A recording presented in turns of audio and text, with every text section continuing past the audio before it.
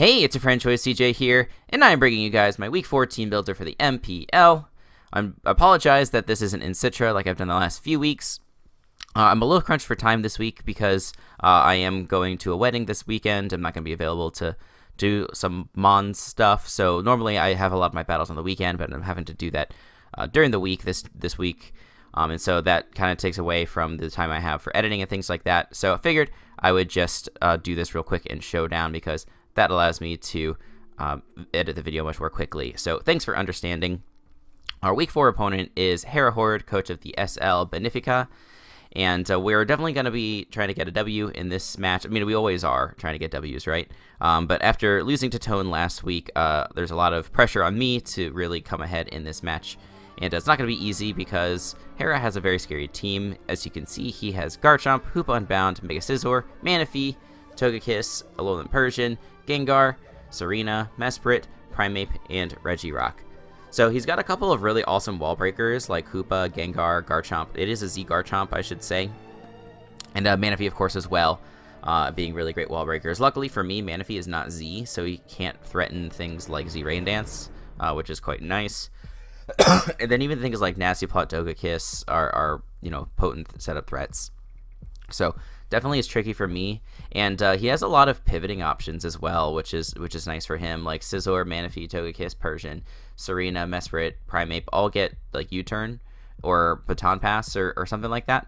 So just to try and like bounce around dealing with the Hitmons on his team with defensive options is not necessarily that reliable, because he can easily pivot into something that's a threat. So took that into account this week. He's got a couple of decent ways to deal with Zard. Regirock is a pretty hard stop to Zard, and he could also run something like Scarf Chomp to potentially deal with my Zard. So I have to keep that in mind. I did have a practice battle this week versus my buddy Omega Jolteon, so shoutouts to him. And big thanks again to all the folks in the front office as well.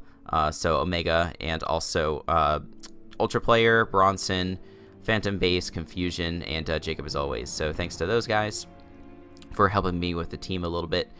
But yeah, I think I've got a pretty good strategy for dealing with his team. There's a few things that I think he's weak to. I think Pokemon like Mega Scizor are extremely pressured this game. So if I can use Pokemon to wall break for one another, that should put me into a pretty good position as this game proceeds. And yeah, without further ado, let's just hop on into this team builder. And first we do have a Charizard X, relatively bulky, still with an Adamant Nature. This Adamant Nature here is equivalent to running Max Attack Jolly. Like, so if I ran 252 with a Jolly Nature, that hits the same 182. But then we put just enough speed on here for base 80s like Togekiss, and then put the rest into bulk. So Wisp Zard is really awesome. It's going to be my lead. Because he's going to be pressured to bring in his checks such as Regirock and Garchomp, and I can hit them up with a Fat Will-O-Wisp to start off the battle, and that's really going to hinder their ability to check my Zard. And like, yeah, I'm not running Dragon Dance this week, but Zard on its own can just apply lots of pressure with Dragon Claw and Flare Blitz, and he doesn't have great ways to hit me super effectively if he doesn't have a fully healthy Garchomp or a fully healthy Regirock. So we should be able to roost up versus a lot of his team and just be generally annoying. A Flare Blitz with our EV spread does tons of damage to like pretty much everything on his team that's not named Regirock or Garchomp, or I guess Manaphy as well. But Manaphy, not that big of a concern for me this week because I have 3 Mons that can outspeed it and revenge kill it. So yeah, Zard I think just applies a tremendous amount of pressure to his team. It forces some certain sets, and I think Will-O-Wisp helps take advantage of that.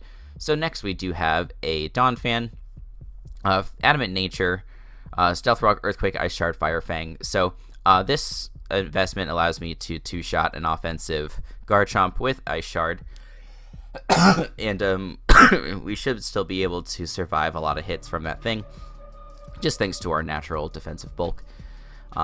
Earthquake, obviously, for hitting Mons with stab moves. Fire Fang is there for Scizor. So this is another Mon that can apply a lot of pressure to Scizor.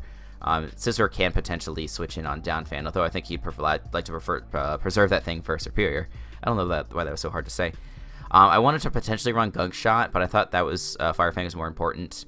Gunk Shot would have been for like Togekiss. Like Donphan can switch in on Togekiss as it tries to go for T-Wave or whatever. But at least we have Ice Shard to hit that for something. Like obviously not nearly as much damage as Gunk Shot, but we will see. Togekiss could potentially be a problem for this team. We'll see how it goes. But yeah, they'll put just a little bit of speed investment on this thing in case he puts a tiny bit of speed onto his Regirock. But yeah, this is mainly for dealing with Garchomp. Like I wanted to run pretty offensive, but like a Scarf Chomp was one of the only things I felt like I couldn't beat with an offensive team. So Donphan is here for that, and it also gives me a decent switch in for Regirock and things like that. It gives me an opportunity to set up rocks. I wish I could fit Rapid Spin onto this thing, but all these coverage moves are too important. So we do have a Crobat with Defog to help, take that stress off of Donphan this week. I was originally going to be running Pursuit for potentially trapping in Gengar. Gengar does not want to stay in on Brave Bird.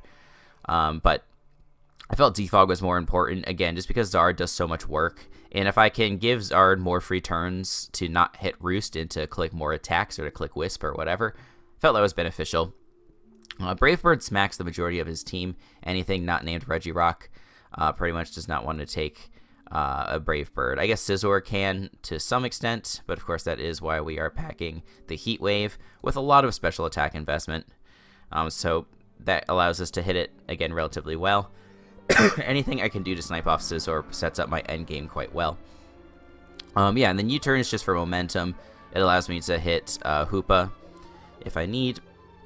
And yeah, so very, very standard moveset. Black Sludge because I didn't have room for Roost on the set.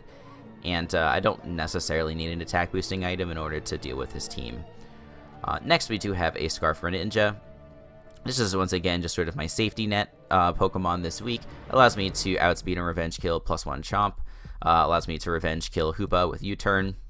And does he have any other like really big setup threats? It outspeeds Scarf Gar. It outspeeds this thing, Scarf Persian. Scarf Persian is somewhat likely because he can run Scarf Foul Play for hitting my Charizard. So I guess it's an option. We can't actually hit we can't hit the Persian for all that much damage. But if it is a Scarf set, I have some other easy ways to deal with it. Sorry for all the coughs, guys. But yeah, I hate to continue to bring Scarf Greninja, but it just felt like it was a good bring this week. It was either that or Scarf Crobat, but I felt like having Defog on Crobat was a little better. And plus, the ability to switch up moves on Crobat is nice. We can go for Brave Bird. If he switches into Scizor, we can follow up with that Heat Wave and smack it. So it's very good. But yeah, so a lot of my bonds are meant for dealing with Scizor, as well as, other members of his team. But I think Scizor is, getting rid of it is really going to help these next two mons set up. First, we do have a Trick Room and Aromatisse, and we are running an Expert Belt set, Max Fizz Def, a little bit of HP, and then the rest into special attack. So this special attack investment allows me to guaranteed kill Hoopa with Moonblast and Expert Belt after one rock switch in. And then that's all the special attack we needed. The rest was put into defense, so that way Scizor does the least amount of damage possible with a Bullet Punch. I was going to run Babiri Berry, but I wanted the extra power from Expert Belt. So that's why I decided to reduce this attack by just a little bit, so then I could put more into defense. If he's a non-attack invested Scizor, which is somewhat likely, he might want as much Spadef investment as possible for this mon and also for Superior. I think he does 65% max to Aromatisse, so I can pretty easily switch this thing in on rocks. Say it's on a choice locked Hoopa, I can click Trick Room, and then I do 60% or so with Hidden Power Fire to a Spadef Scizor, if I'm not mistaken. So if I've gotten any bit of chip on that thing at all, it definitely dies to Aromatisse. And again, I think it's pretty easy to get that chip onto Scizor. But yeah, then I can start hitting different members of his team for a lot of damage. If he has a healthy Manaphy, healthy Serena, healthy Mesprit, he's going to be able to survive hits from Aromatisse relatively well. But hopefully we can whittle all of those mons. And if I'm being honest, I don't necessarily expect those mons to come at all. Manaphy did not show up in my mock. And because it's not Z, it is very easy for me to revenge kill. And I have Superior to hit it with Leaf Storm. and stuff like that. So I think it's somewhat unlikely. But yeah, Mesprit I can kind of see because I don't do super well versus Calm Mind Psychic types. But I do two-shot a fully Fizz-Def Mesprit with my Zard if I need to. And then, just Crobat going for a Brave Bird and things like that can do a decent chunk of damage. So I'll have to deal with that when the time comes, but I'm really hoping I don't see it. But yeah, the last one is, of course, my Superior. We're running sort of the infamous Leaf Storm Life Orb set this week. Leaf Storm, Giga Drain, Dragon Pulse, Hidden Power, Fire. So I don't even know if I truly need... I guess Dragon Pulse is just to hit the Garchomp a tiny bit harder, and it doesn't have any risk to miss like Leaf Storm does, and it also doesn't consume a Leaf Storm PP. But basically, like, if you just look at his team, once the Scizor is gone, and I guess the Serena can take a few hits if needed, but otherwise, like, +6 Leaf Storm is looking really, really nice. And I guess Togekiss is the other thing, too. But I bet if we do... here, let me just open up the damage calc real quick and show you guys. I'll probably do a little cut. Okay, so as I was saying, as you guys can see, Leaf Storm does 93% to a max HP Togekiss. So if I get boosted enough, this thing is not a response. I think even +4, like, that basically kills after rocks. So, like, he just doesn't have great responses outside of Scizor. So yeah, because my team pressures Scizor so much, I think that my Superior should be able to sweep in the late game. It's just going to need to dodge things like Scarf Gengar, Scarf Hoopa, Scarf Persian. And, I think I can deal with all those relatively well otherwise.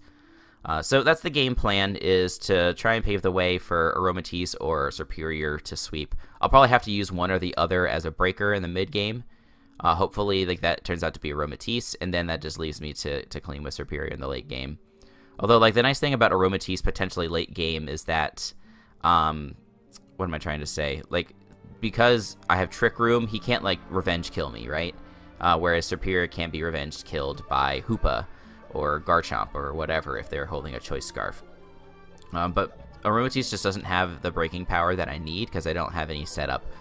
I don't think, like, putting Nasty Plot on this set makes enough sense because I kind of need these coverage moves. I guess Psychic I could potentially go without, but Aromatisse just doesn't do that much. You guys see I have a slightly different set on here, but if I do Expert Belt to, like, a Gengar, which is just like a plain offensive set, level 50, like, even +2, like, it only does that much, and I don't have T-Bolt. So yeah, it doesn't do the damage that it needs. I guess if I were to do, like, Pixie Plate instead, if I can find Pixie Plate, then that kills after 2 switch-ins from rocks. But again, I feel like I'm not gonna get 2 turns to set up anyway between Trick Room and Nasty Plot. And I want to have the Expert Belt so that way I can hit Scizor as hard as possible. Like, you can see, it makes a big difference. If I just do, like, a standard Scizor set, let me put this back to +0. We're doing, 70.4. That Expert Belt bumps that up to 84. So it makes a huge difference. And if he is a careful Scizor like I'm expecting, like, it does quite a bit of damage, 62% minimum. And then let me take that off, 52% minimum. So the whole 10%, like, that's a lot. That's very significant to me. It's very worth it to have the Expert Belt. And so because of that, I need Psychic to hit Gengar. And yeah, that's pretty much it. So, with all that said, I hope you guys enjoyed the Team Builder. Battle will be going up at around 4 p.m. Eastern tomorrow. Make sure you check it out, and make sure you check out the channel for all sorts of other gaming and Pokemon content. We do have GBA starting up next weekend, so make sure you check out that. I'm sure you are looking forward to it, or at least I hope you are about half as much as I am. I'm super pumped. So yeah, that'll do it for me. Until the next time, I will see you guys later.